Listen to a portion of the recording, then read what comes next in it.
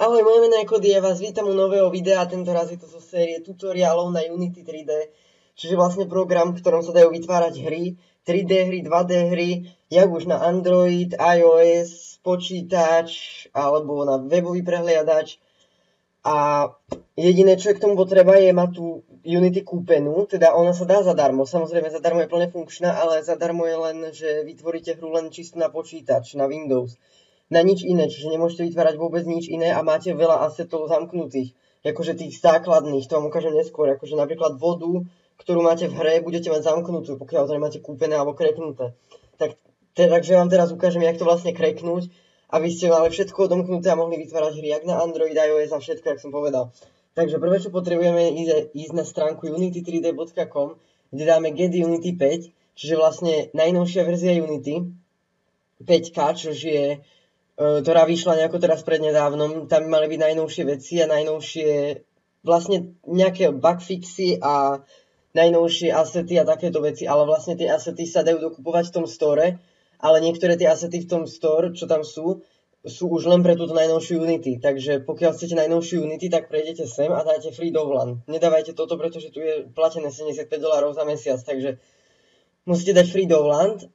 Ale pokiaľ chcete tú Unity, ktorú mám ja mám Unity 4.0, pretože ja mám staršiu Unity, ale tam funguje ten patch, vlastne crack, ktorý vám ukážem za chvíľu, ktorý je tu, ktorý vlastne mal fungovať už aj na verziu 5.0, 5+, teda 5xx, čo sú vlastne 5 verzie všetky a 4 verzie všetky, ale na 5 som to ešte neskúšal, pretože ja mám zatiaľ len 4, ktorá vážne funguje a je dosť dobrá a v podstate ja 4 zatiaľ nepotrebujem meniť, pretože fakt je dobrá. Takže prejdete na link, ktorý bude v popise a dáte 4x, to sú vlastne verzie, toto je 5x, najnovšie 5.2.2, ktorá vyšla 21. oktobra 2015, ale my chceme 4x, potom je tu 3x a 2x sa už nedá stiahnuť. My chceme 4 a prejdeme úplne dole a dáte 4.0.0. Tu mám, tuším ja, 4.0.0 alebo aj nejakú inú, ale dajte 4.0.0 a bude to fungovať. Ale však môžete to vyskúšať aj na tú najnovšiu, hovorím, že fakt by to malo ísť teda. A dáte, vlastne keď chcete stiahnuť tú 4.0.0, tak prejdete len vedľa a dáte download Windows a dáte Unity Editor. Kliknete, stiahne sa vám to, otvoríte to, nainštalujete, toto má vlastne samostatnú inštalačku, čiže jediné, čo spravíte, je potvrdíte inštál, samostatne to nainštalujete a ďalej, čo potrebujete k tomu, keď sa vám to nainštaluje, tak budete mať vlastne na ploche ikonu Unity, ktorú keď spustíte, tak budete mať Unity, ktorá je vlastne šedá, nie je tmavá Unity. Vlastne tmavá Unity vyzerá takto. Takto vyzerá tmavá Unity, že je to celé také tmavé, ale pokiaľ je nekreknuté alebo nekúpená, tak je vlastne taká bledá, taká do biela, kde máte zamknuté tie veci a tak, takže my chceme tú Unity kreknutú, takže si stiahneme túto vec, čo bude v popise. Ja som sa už preklikal na to ZPSR, pretože tu je síce link pod tým videom, ale tam je milión reklám, takže ja už som sa preklikal až na finálne, kde len stlačíte download now, ono sa vám to stiahne. Ja už som si to stiahol na plochu, teda stiahol som si to na plochu, ale môžem si to stiahnuť znova, lebo neviem, kde som to dal teraz. Takže dám download now, ono sa ma to opýta, kde to chcem stiahnuť, vyberiem si na plochu a dám uložiť. Ono sa mi to vlastne stiahne vo WinRAR, pretože ono to je v RARe, pretože by to zrejme nešlo by to dať v tom programe na ZPSR. Lebo by to vlastne hádalo, akože je to vír alebo niečo také. Takže je to v RARe a my jediné, čo potrebujeme, je kliknúť pravým a dať extrahovať z D. Ono sa nám to tu extrahuje, teraz WinRAR môžeme totálne vymazať, odstrániť alebo Shift Delete a dáme, už to tu máme na ploche. Že teraz postupujeme podľa toho videa, ktoré vám dám tiež do popisu. Ono to video je tuším v španielčine, či v čom, takže, ale však není to nič ťažké, takže dvakrát na to kliknete. Ono sa vám dá akože upozornenie, že či to vážne chcete spustiť, sa vás opýta Windows, dáte áno. Vážne to nie je žiadny vírus, dokonca nám zaplatí antivírus a všetko je v pohode. Takže netreba ani vypínať antivírus, jediné čo to spraví je vložiť to ten patch, ako keby to kúpi Unity zadarmo. Takže vy potrebujete teraz v Unity folder, tu nič není, takže vy si vyberete Browse a nájdete si presne, kde máte Unity. Takže vlastne pôjdete na tento počítač, tam, kde ste dávali inštalovať Unity, kde sa vám vytvorí akože zložka s vecami. Dáte Windows a dáte Program Files a Unity Unity a dáte editor a dáte OK. Takže musí tam byť Unity editor, jak je to aj na tom videu.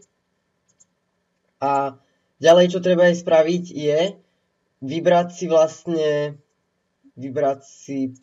si verziu, či chceme Unity 5.0, pokiaľ ste stiahli tú 5.0, ale vidíte to iba v bete, čiže vlastne to není ešte optimálna verzia. Ten patch ešte není vyrobený na 5, je to len beta. Ale 4 už je plne funkčná, takže 4.0 a 4.9, všetky verzie to podporuje, že zaškrknete 4.0 a dáte patch. Ja to teraz nekliknem, lebo ja už to mám a nechcem si to pokaziť, takže dáte patch, ono sa vám tu načíta taká lišta a voda napíše, máte to patchnuté.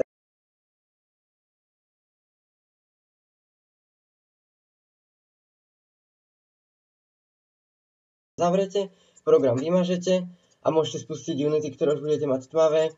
Ja rovno spustím, ktoré už budete mať v tmavom móde a budete mať vlastne ako keby zakúpené a budete mať podporované všetky asety, do všetko vás to pustí a budete môcť vytvoriť hry jak na Android, iOS a na všetko. Unity sa mi otvoril, vždycky mi to hodí Welcome to Unity, ale vy si môžete zaškrknúť, že show to start, vlastne vždy, keď sa to zapne, tak vám to ukáže toto okno, Welcome to Unity. Ale keď si oškrknete toto a dáte krížik, tak už vám to vlastne nikdy v živote nenapíše, čo je vlastne dobre, pretože je to úplne uvítacie okno, ktoré je úplne na nič. Ešte som zabudol, keď sa vám to otvorí, tak nebudete mať hneď otvorené, toto vám to otvorí takú tabulku, kde dáte vytvoriť nový projekt, pretože vlastne tam nemusíte dávať ani meno, len dajte vytvoriť nový projekt. Ale keď už budete v tomto, tak dáte file, dáte new project, počkajte, kým sa to načíta vlastne a tu napíšete new projekt Unity, takže tam si napíšete svoj projekt, jak sa to bude volať. Ja to budem volať YouTube 1, lebo neviem, či už som nevytváral YouTube. A tu máme vlastne asety. Toto Pro Only sú vlastne len pre tie kúpené verzie, ktoré my už máme. A tu si môžete zaškrknúť, ktoré chcete, lenže nedoporučujem to zaškrkávať tu, pretože vlastne, ak sa vám bude vytvárať teraz celkovo to prostredie pre tú hru, tak to hrozne spomalí to a bude to trvať hrozne dlho, než sa vám načítajú tieto asety. Takže tie asety sa dajú naimportovať, aj keď to vytvoríte bez toho potom. A je to ľahšie, je to rýchlejšie. Síce sa to tiež dlho importuje, ale je to rýchlejšie ako teraz. Takže tu nezaškrkujete nič. Jedine, ak by ste chceli vytvárať hru pre 2D, tak si môžete zaškrknúť 2D a vybrať vlastne tu na tie asety, aké chcete. Vlastne 3D hra alebo 2D hra, ale nedoporučujem to ani u jedného zaškrkávať. Takže dáte Create. A teraz vlastne sa to celé zavre a vytvorí sa ako keby celý nový projekt, celé prostredie pre našu novú hru. Ono to vlastne vytvorí úplne všetko, čisté prostredie, proste otvorené, kde nič nebude. Na začiatok, ak by som vám vysvetlil, čo znamená, takže tu dole sú asety. To vlastne znamená veci, ktoré sú v hre. Čiže vlastne tu budeme mať všetko, čo bude v hre, či už nejaké naprogramované veci, toho sa nebojte, to vám tiež budem dávať do popisu, či už nejaké textúry vlastné, fotky, alebo proste bars, čo chcete, si tam proste dáte. Nájdete nejakú textúru, alebo bars, čo proste aj odfotíte, dáte to tam, tak to tam bude. To je vlastne na všetko. Keď niečo stiahnete z toho Unity shopu, ktoré vám ukážem tiež, to bude tiež tu. Čiže toto vlastne také, kde budeme vidieť všetko, čo v tej hre máme, tak na kope. Potom ďalej, tu je taká vec, tu máme teraz Main Camera, čiže vlastne jediná vec, ktorú máme v tej hre. Nič iné tu není. Takže tu budú veci pod sebou, tak tu poukladané, ktoré tam budú napríklad, že terrain, napríklad, že zem, hlavná postavička, nejaké veci, napríklad chceme tam dať lampu, cestu, tak toto bude všetko pod sebou podávané, plot a tak, proste to sa bude hromadiť pod seba. A teraz my tú main kameru klikneme pravým a dáme delete, pretože my ju tam nechceme, my si vytvoríme vlastný objekt. A tu napravo sa budú dávať nastavenia z veci. Napríklad, keď tu budeme mať terrain, čo je vlastne zem, prostredie, zaškrknuté tuto, tak tu uvidíme nastavenia terrain. Napríklad, ak to chceme zväčšiť, zmenšiť, alebo čo s tým chceme robiť, tak to bude vždy tu. Ďalej tu máme game, čiže bude vlastne pohľad z hry a animation, to sú animácie v hry. A potom tu máme tieto dve tlačítka, netreba používať, to ja vôbec nepoužívam. Potom tu máme play, ktoré používam, to je vlastne, že otestujete tú hru, on vám to hneď hodí, akože hneď hráte tú hru. Vy to môžete priebežne stále hrať a testovať. A potom tu máme štvoricu tlačítek, ktoré ukážem. Tiež používam len tieto tri, lebo táto je úplne taká na nič. A potom tu máme file, kde vlastne máme všetky nastavenia, ukladanie hry a také veci, novú scénu, čo my už nepotrebujeme, lebo už máme vytvorenú. A teraz ideme naimportovať tie veci, ktoré by sa nám dlho importovali na začiatku.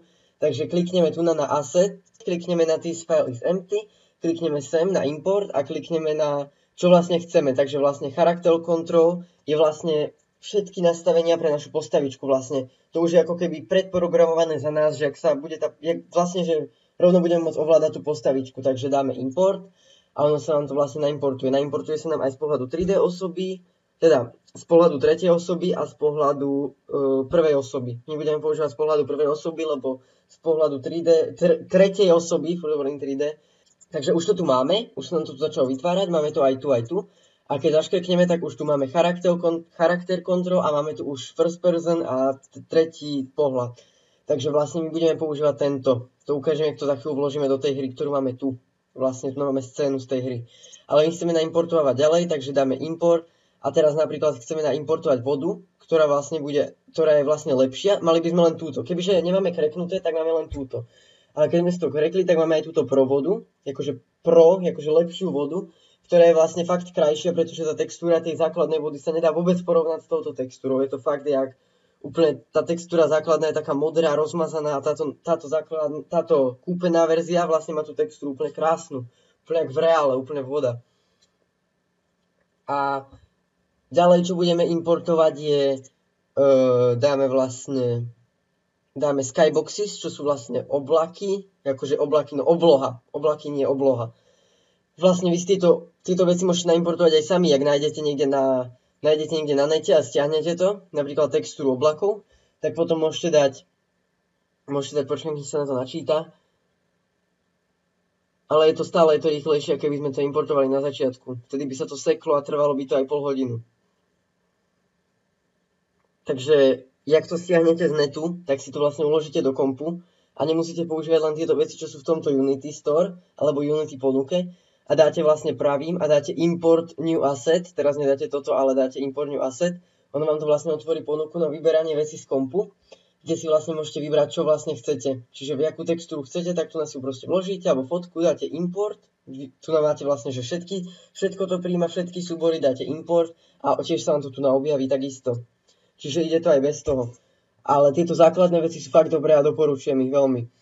Potom tu máme partikly, čo sú vlastne ako dým, oheň a také veci, to ja teraz nedám. A potom tu máme terrain acid, čo je veľmi dôležité, pretože terrain je vlastne celkovo textúry zeme a celkovo textúry všetkého, čo je spojené so zemou a zem, čo je vlastne najdôležitejšia vec v hre, ktorú určite doporučujem naimportovať tiež medzi prvými. Tak, Teraz máme rozdelené, tu máme všetky zložky, ktoré sú tu a tu máme vlastne pekne rozdelené, ktoré zložky sú tu. Ďalej, čo si vytvoríme, klikneme zase pravým a dáme create, dáme new folder a pomenujeme to textúry.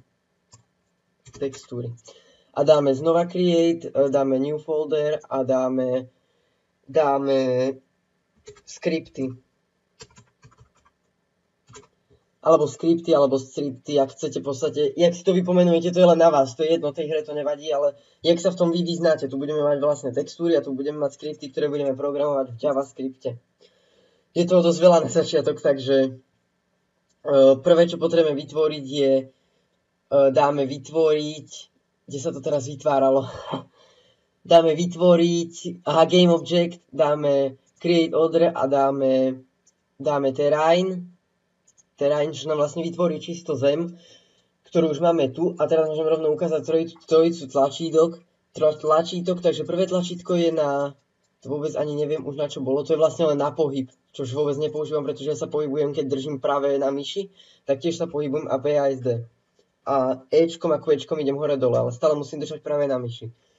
Tak a teraz my si chceme zaškrknúť terrain, takže klikneme dvakrát na terrain, alebo raz, pokiaľ nechcem, aby sa nám to takto oddialilo. A dáme teraz, zaškrkneme druhé tlačítko a vlastne to nám dáva možnosť ísť hore, doprava, doľava vlastne XYZ os. Čiže vlastne túto os nám to dáva možnosť sa pohybovať. Teraz máme pohľad. My chceme pohľad, čo som teraz spravil. Úplne som si teraz vykrivil pohľad, no nevadí. No už je to dobré. Takže vlastne táto trojica týchto šípok, červená, modrá a zelená, nás pohybuje doprava, hore, doľava. Potom tu máme, toto nám spraví taký kruh, ktorým vlastne nakláňame. Keď teraz chytím a prejdem, tak nakloním celú tú zem do strany, ale to nechcem. Pretože by sme vlastne nemali rovinu, ale mali by sme to ako keby, zase mi odišiel pohľad, mali by sme to ako keby z kopca. A ďalšia vec je tu na zväčšovanie vecí, čo je dobré na malé objekty, ako napríklad keď stiahnete textúru malého auta, tak vlastne takto jednoducho zväčšíte a bude tá textúra moc väčšia. Dá sa to zväčšovať aj tu na tých číslach. Takže ďalej, čo chceme, musíme mať zaškrknuté terrain a tu napravo máme už menu vlastne našej zeme. My prvé, čo spravíme, je, že klikneme sem na tento štetec, dáme Edit Texture, Add Texture, dáme Texture, dáme Select a vybereme nejakú zem, ktorú sme si tu vlastne naimportovali pred chvíľou. Tu máme oblaky, ale my chceme zem a zem máme... Tu máme trávu, potom tu máme taký piesok a takú rozbitú trávu, takže my dáme normálnu trávu, dvakrát klikneme, dáme Add a už to máme vlastne v hre. A teraz máme možnosť kliknúť sem, čiže vlastne ako keby šípka s kopcom a zaškrkneme si, ktorú verziu chceme, čo je úplne jedno, môžeme si vyberať. Vlastne, že ak nám to bude upravovať ten terén. Potom tu máme brush size, čiže vlastne veľkosť toho modrého okolo myši, ktorá nám vlastne určuje veľkosť, jaké veľké budú tie kopce. Vlastne nie ako vysoké, ale aké veľké, jaký rozmer budú mať. Takže my si teraz zaškrkneme nejako 50 a dáme opacity. Opacity nedoporučujem dať veľkú, lebo keď dám veľkú opacity, ukážem to na 100 a raz kliknem, tak sa mi automaticky stane taký blbý objekt, takže dám Edit Undo a my to dáme tak, ja to používam napríklad aj na 1 a tak pomaly klikám a ono sa nám to bude, dám to teraz menšie, aby to bolo vidieť, a ono sa nám to bude vlastne pomaly zväčšovať a môžeme takto vlastne vytvoriť kopce. Dám to trochu väčšie a môžeme vlastne vytvárať kopce, s tým sa môžete vyhrať ako chcete. Vlastne, alebo nerovnosti zeme, ak chceme vytvoriť také nerovnosti zeme, tak si dáme takto a vytvoríme také všelijaké také, no proste také ako keby, že to není úplne super ploché, aby to bolo také reálne. Tak vlastne si to takto upravíme a najlepšie to fakt dávať na tých malých číslach, lebo keď to dám na to veľké, tak vám ukážem ešte raz, že ono mi to vlastne hneď vyskočí hrozne neprirodzene vysoko. A keď dáte edit, tak môžete dať ešte raz to, čo ste posledné spravili. Tuším, to ide iba raz. Teda mne to aspoň nefunguje dvakrát dozadu. Ďalej, čo doporučujem dať file a save scén. Teraz prvý raz si vytvoríme vlastne znova názov tej scény, čo vlastne nechápem, lebo sme si to už vytvárali, ale dáme si znova YouTube. Toto necháme jak je a dáme uložiť. A teraz vlastne, keď už čo vytvoríme, tak vždycky, nechám to tak, teraz ako to bude len taký test, tak vždycky, keď niečo vytvoríme, tak doporučujem dať save, ono sa nám to už hneď uloží, trvá to sekundu, už to nepotrebuje pýtať názov, ale zachráni vám to robotu, lebo napríklad ja som 3 hodiny pracoval a jak som to vytváral, tak som si to neuložil, ono sa mi to seklo, padlo mi Unity, čo sa môže stať a normálne sa mi to neuložilo, čiže keď dáte vždycky save, tak sa vám to nestane a všetko zostane pekne uložené a nemusíte sa báť, že o niečo prídete. Takže vážne doporučujem. Teraz ďalšiu vec, čo potrebujeme v našom svete spraviť, je vytvoriť si vlastne ako keby slnko našej mapy, kde vytvoríme vlastne ako keby, dáme Game Object, Create Order a dáme Area Light. Čiže nám, nie Area Light, teraz som spravil blbosť, dáme Game Object, Create Order a dáme Directional Light, čiže vlastne slnko, ako keby dá sa to pomenovať, ktoré necháme bázde na mape, to je úplne jedno. Tu máme ako keby farbu, ako bude svietiť, ono môže svietiť bars ako aj červenou, aj zelenou, ale je to hrozne neprirodzené. Takže ja doporučujem slnku takú žltú alebo biela je najlepšia. A potom tu máme intensity, čiže vlastne ja doporučujem tak úplne také, aby to bolo také prirodzené, tak napíšem tu na 0,5, to bolo dosť v pohode, alebo 0,3. A vlastne môžeme ešte navrhovať, že jak chcete odkiaľ tiene, čiže vlastne vidíte, že teraz som si dal túto možnosť na otáčanie, chytím a otáčam a teraz vlastne sa mi vytvára tieň, ako keby slnko svieti tam a tu sa nám vytvoril tieň. Ale my to môžeme otočiť, ako že slnko bude svietiť kolmo na zem, ako keby bolo 12 hodín, alebo môžeme do druhej strany, alebo jak si to natočíme. Takže ja to dám tak trochu tak prirodzene, tak do boku. Vlastne, no prirodzene je všetko. Ale nedáme to presne o 12, aby to bolo ako keby také viacej profesionálne, tak to dáme tak, že trošku budú tiene. Tak to dáme takto. A vlastne už máme vytvorené slnko pre našu mapu. Teraz chceme vytvoriť oblaky, pretože vlastne my nemáme vytvorené vôbec oblaky, vlastne oblohu. Furt hovorím oblaky. Takže dáme dáme file, dáme render settings a dáme, hovorím niečo iné, robím niečo iné, dáme edit, dáme render settings a dáme Skybox materiál, klikneme na tú maličkú guličku vedľa a vybereme si vlastne Skybox, ktorý chceme. Vlastne zaškrkneme a vidíme to tu na ukážke hneď. Vlastne aké oblaky chceme, alebo či chceme tmavé. Takže ja teraz dám nejaké takéto.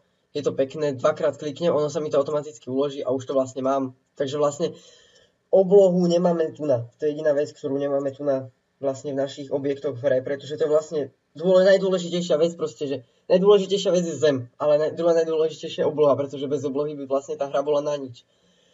Takže už máme vytvorenú oblohu, ale stále nemáme vytvorenú panáčika, za ktorou vlastne my hráme. Takže my prejdeme na asset, dvakrát klikneme, dáme standard asset, dáme charakter control, dvakrát klikneme a dáme first person a teraz podržíme ľavým a pretiahneme to do našej scény. Čiže panáčik sa nám pretiahol do scény a máme ho teraz vlastne už na mape, máme ho aj tu. A teraz máme vlastne pohľad, akým on vidí. Táto ako keby telka okolo, to je kam on vidí a ako on vidí. A teraz ho máme tu. A on je teraz vlastne ako keby bugnutý v zemi, čiže polka je v zemi a nemôžeme ho tak nehať nikdy, pretože on by vlastne prepadával pod zem. Keby sme dali play, tak on padne hneď na začiatku pod zem.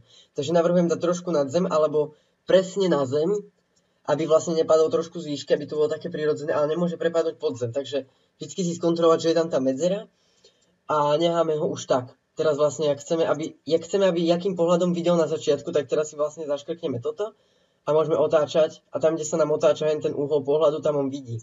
Vlastne môžeme si to skontrolovať. Toto máme už game pohľad toho panáčika. A keď si dám pohľad toho panáčika vedľa, tak teraz vlastne vidím, jak s ním otáčam. Takže vlastne túto game si môžem takto dávať za scénu alebo pred scénu, jak chcem. Vlastne si tu môžem upravovať tie veci, jak sa mi to hodí, jak to chcem mať veľké alebo tak. A teraz vlastne necháme to tak a klikneme na play, čož nás vlastne chvíľu to trvá, pretože prvé načítanie je vždycky dlhšie a už to máme. Takže vlastne teraz už hráme našu hru. Čiže VASD sa pohybujeme, medzerníkom skáčeme a myšou sa otáčame. Tam máme naše kopce, máme oblohu, máme zem a máme panáčika. Takže na začiatok si myslím, že by to stačilo. Na prvý diel, v druhom dieli si ukážeme niečo, ako vytvoriť písmo, ktoré sa nám bude písať, napríklad, že zapneme hru a ono nám to napíše welcome to názov hry, alebo nám to tu napíše, že proste hru vytvoril a také veci, ako keby text dole alebo v strede obrazovky, jaký si vytvoríme. Tak, pokiaľ sa ti video páčilo, tak nezabudni dať like, poprípade video zdieľaj a nezabudni dať odber, aby si nezmeškal ďalšie tutoriály.